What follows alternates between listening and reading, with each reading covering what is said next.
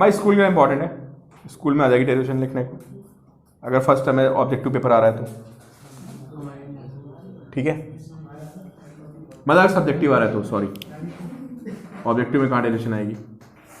देखो एक बॉडी है, इसका मास कितना है m1, रेडियस कितनी है इसकी r1, दूसरे का मास कितना है m2 और रेडियस कितनी है उसकी, रेडियस से मतलब है रेडियस वेक्टर या पोजीशन वेक्टर जिसको बोलते हैं। अरे हो जाएगी भाई, 1-1.5 पेज में हो जाएगी, इतनी बड़ी भी नहीं है। देखो m1 पे मैंने एक फोर्स अप्लाई कर दिया F1, इतनी बड़ी भी नहीं भाई, शुरू में थोड़ी,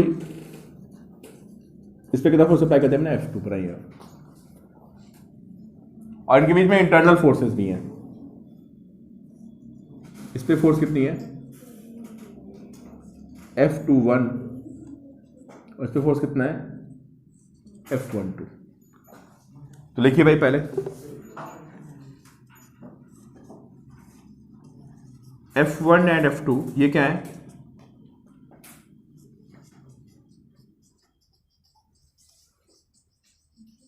एक्सटर्नल फोर्सेस।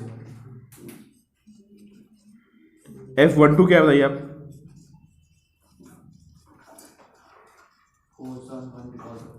ड्यू टू 2, और F21 क्या है,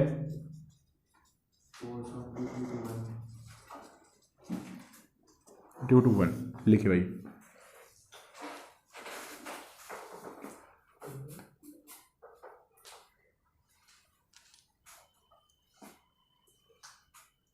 लास्ट है ना।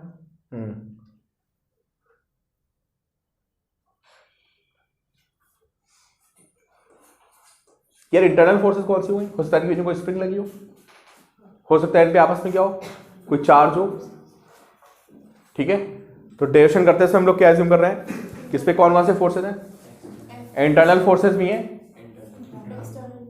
इंटरनल एक्सटर्नल दोनों फोर्सेस हैं। इंटरनल समझ गए ना आप लोग, कि हो सकता है इस पे प्लस क्यू चार्ज होता है, इस पे माइनस क्यू होता, तो फोर्स कैसी होती इंटरनल, इस पे प्लस क्यू होता तो क्या होते, रिपेल कर रहे होते, ठीक है। चलिए भाई अब आप बताइए मुझे फर्स्ट ऑब्जेक्ट पे क्या होगा।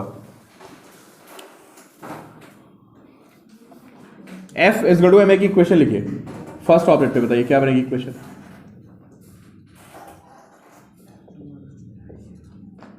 क्या बनेगा बताइए, M1 A1 और सेकंड पे इक्वेशन क्या बनेगी बताइए, M2 A2 लिखिए भाई। अब F1 F2 कौन से फोर्सेज है एक्सटर्नल, और ये कौन से फोर्सेज है इंटरनल।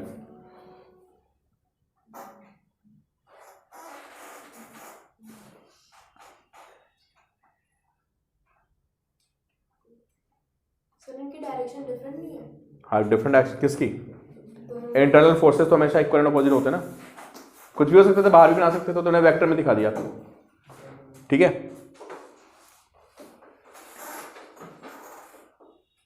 दोनों इक्वेशन को उठा के ऐड कर दो आप, दोनों इक्वेशंस को उठा के ऐड कर दो। फोर्स वेक्टर क्वांटिटी नहीं होती, हाँ तो वेक्टर ही तो है, फोर्स वेक्टर लगा हुआ तो है। तो सर जब डायरेक्शन अलग है तो आप ऐसे ऐड कर दिया, हाँ सर जब M1 और M12 की डायरेक्शन अलग है तो ऐसे कैसे ऐड कर सकते हैं, अभी ऐड कहाँ किया, लिख तो दिया था सर, अभी तो है, अभी ऐड करेंगे, ठीक है। वही तो पूछा क्यों करेंगे। रुको तो एक सेकंड यार, दोनों इक्वेशंस को ऐड कर दो, 1 और 2 को ऐड करो आप। अरे भी समझ में आया क्यों, रुको तो, इसको ऐड करो आप पहले, नेट फोर्स निकालो कितना है, इनको ऐड करो तो क्या आएगा, F1 plus F12 plus F21 plus क्या F2 M1 A1 plus M2 A2।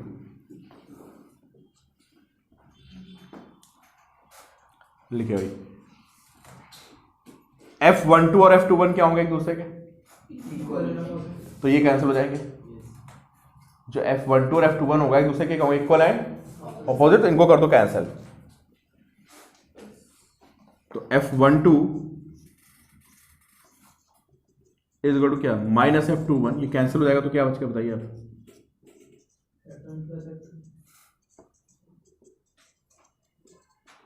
M1A1 plus M2A2।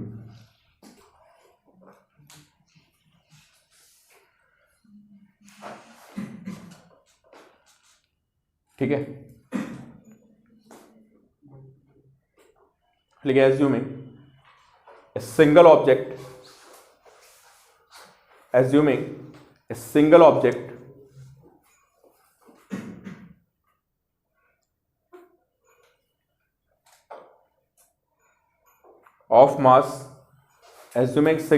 of mass m1 plus m2, assuming a single object of mass m1 plus m2 in place of m1 and m2। तो जहां पे m1 और m2 का place था, है ना, उस place पे हमने क्या एज्यूम कर लिया, m1 प्लस m2।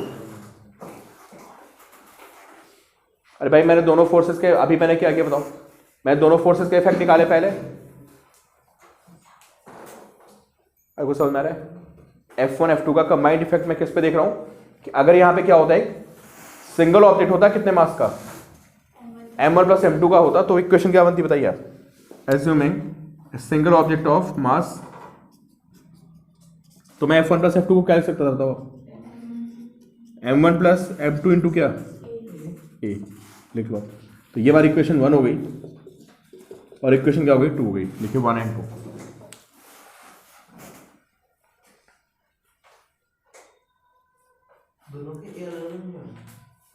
नहीं, मैं सिंगल ऑब्जेक्ट मान लिया ना एक, उस सिंगल ऑब्जेक्ट का एक्सेशन कितना है, a, लिखना फिर a इज एक्सेशन ऑफ, पर a जो आ रहा है उसके सेंटर ऑफ मास का एक्सेशन होगा। हमने m1 m2 को क्या कर दिया, सिंगल बॉडी से रिप्लेस कर दिया ना यार। हमने मान लिया कि m1 m2 नहीं है, उनके प्लेस पे क्या है, एक सिंगल बॉडीज का मास कितना है, m1 प्लस m2 और उसका एक्सेशन कितना है, a। अब 1 और 2 को इक्वेट कर दो, centre of mass of, where a is accession of center of mass of the system।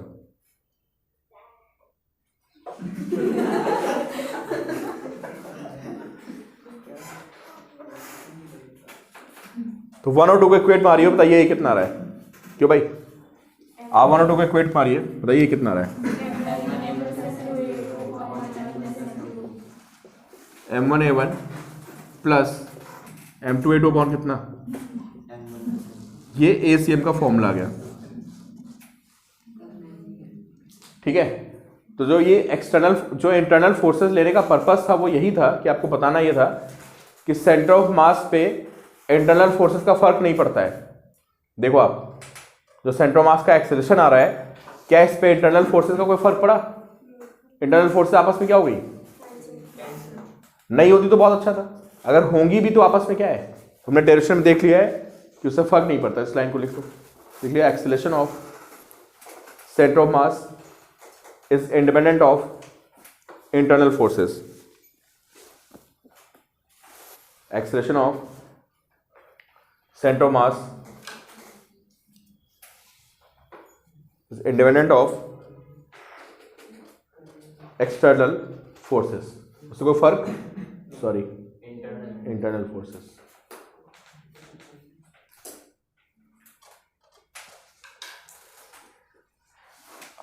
फिर लिखा ACM को लिख सकते हैं, ये लिख सकते हैं d/dt, और A1 को क्या लिख सकते हैं, dV1/dt। इसको क्या लिख सकते हैं, m2 dV2/dt अपॉन कह सकते हो आप m1 प्लस m2। लिखिए अगले स्टेप में, कुछ नहीं, A1 के प्लेस पे dV1/dt कर दिया। अच्छा साइड में देखने का है,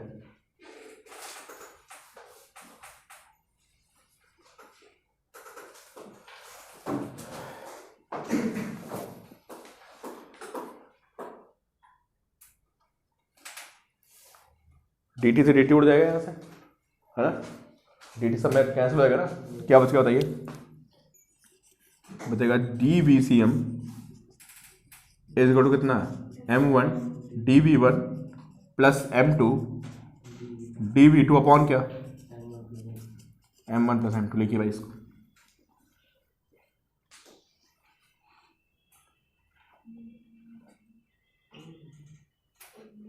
अभी पता है एक्सेलेरेशन से वेलोसिटी पे आ रहे हैं, फिर वेलोसिटी से कहाँ जाएंगे, सेंटर ऑफ मास पे, उल्टा चल रहा है, 2 बार इंटीग्रेट करके।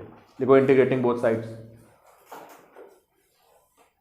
और इंटीग्रेटिंग बोथ साइड्स, तो dv का इंटीग्रेशन क्या बन जाएगा यार, या dx का इंटीग्रेशन x होता है, तो dv का क्या बन जाएगा, v बन जाएगा। और इंटीग्रेटिंग बोथ साइड्स, तो इंटीग्रेशन का साइन लगा दोगे आप अगले स्टेप में ऐसे, ठीक है। यहाँ पे और क्या बनेगा फिर, ये बन जाएगा VCM। dv1 का इंटीग्रेशन क्या हो जाएगा, v1 plus m2 v2 upon क्या आ गया, m1 प्लस m2। ये हमारा फॉर्मूला गया VCM का, जो मैं डायरेक्टली पढ़ लिया था ना, सेंटर ऑफ मास की वेलोसिटी का formula m1 v1 plus m2 v2 upon m1 plus m2।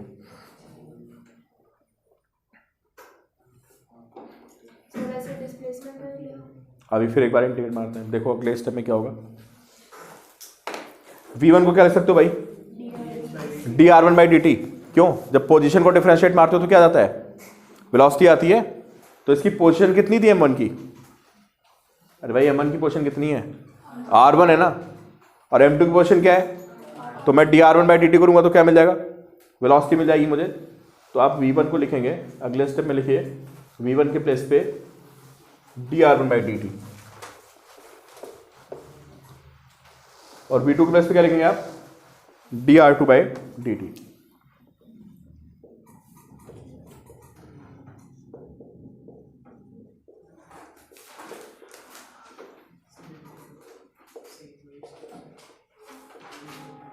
ये क्या बताइए, drcm बाई dt क्या हो जाएगा, कैंसिल होगा, क्या बताओ, dt से dt कैंसिल होगा, क्या बचेगा बताइए, drcm इज इक्वल टू कितना, m1 dr1 plus m2 dr2 upon m1 plus m2।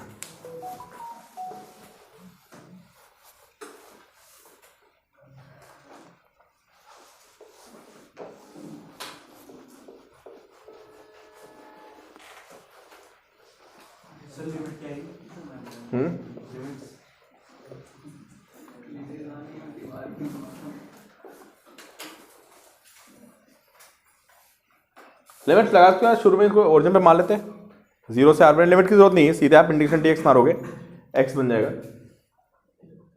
इसका इंटीग्रेशन मारो तो क्या आएगा बताइए, drcm m1 और क्या इंटीग्रेशन dr1 प्लस इंटीग्रेशन क्या dr2 अपॉन कितना m1 प्लस m2, क्या बन गया finally rcm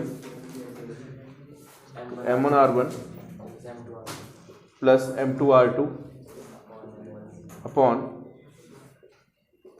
m1 plus m2। ठीक है,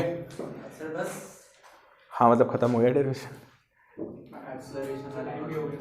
हाँ, एक्सेलरेशन से वेलोसिटी, वेलोसिटी से क्या, वे इंटरनल फोर्सेस क्यों लिए थे, किसी को समझ में आ रहा है, सिर्फ ये बताने का पर्पस था कि इंटरनल फोर्सेस कभी भी सेंटर मास को डिसाइड नहीं करते हैं, इंटरनल फोर्सेस कभी भी वेलोसिटी को डिसाइड नहीं करते हैं, और इंटरनल फोर्सेस कभी भी एक्सेलरेशन को डिसाइड नहीं करते हैं। किसका एक्सेलरेशन, अलग अलग का तो डिसाइड करेंगे, लेकिन सेंटर मास के एक्सेलरेशन पे, वेलोसिटी पे, पोजीशन पे इंटरनल फोर्सेस का फर्क नहीं पड़ता है। नहीं, एनर्जी कहाँ कंजर्व रहेगी, इलास्टिक भी कंजर्व रहेगी।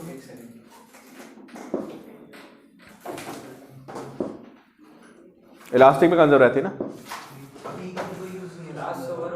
हाँ क्लास ओवर होगी भाई।